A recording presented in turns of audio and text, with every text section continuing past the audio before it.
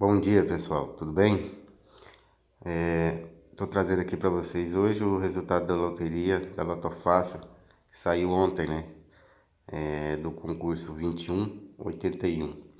Saiu ontem, dia 15/3/2021.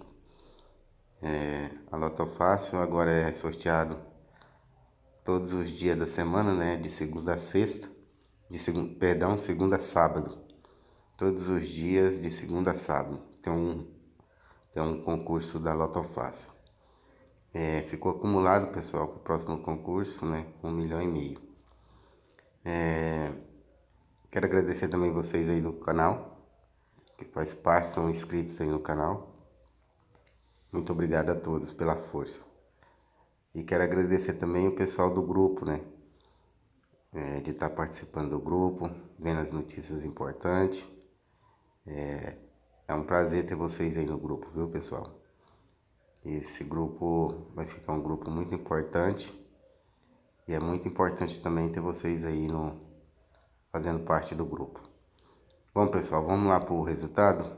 Resultado da Loto Fácil de ontem, dia 15/3/2021, saiu 1, 3, 1, 2, 3, 5, 6, 9, 11, 13, 14, 15, 17, 18, 22, 23 e 25. Acumulou para o próximo concurso, que vai ser hoje, pessoal, 1,5 milhão na Loto Fácil.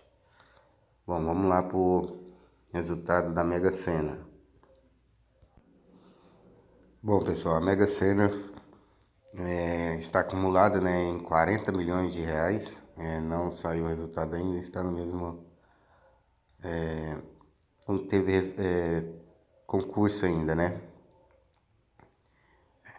O último concurso foi 13/3/2021. Que foi o 9, 17, 38, 41, 49 e 55.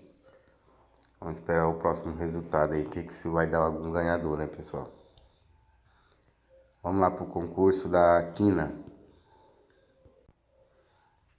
Bom, pessoal, já a Quina já teve um resultado ontem, né? No concurso 5515, dia 15/3/2021, que foi ontem, segunda-feira, teve um resultado da Quina. E os números que saíram foram 28, 40, 45, 46, 54. Está acumulado para o próximo concurso, pessoal, 14,5 milhões. Agora vamos para o concurso da Lotomania. Bom, pessoal, a Lotomania também não saiu o resultado ainda, né? Não saiu o resultado do próximo concurso porque não teve o próximo concurso ainda.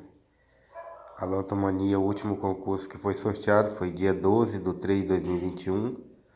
Os números que saíram foram 1, 9, 15, 24, 25, 31, 34, 35, 37, 40, 41, 42, 48, 56, 62, 64, 65, 69, 74 e 79. Está acumulado para o próximo concurso, pessoal, 3,8 milhões.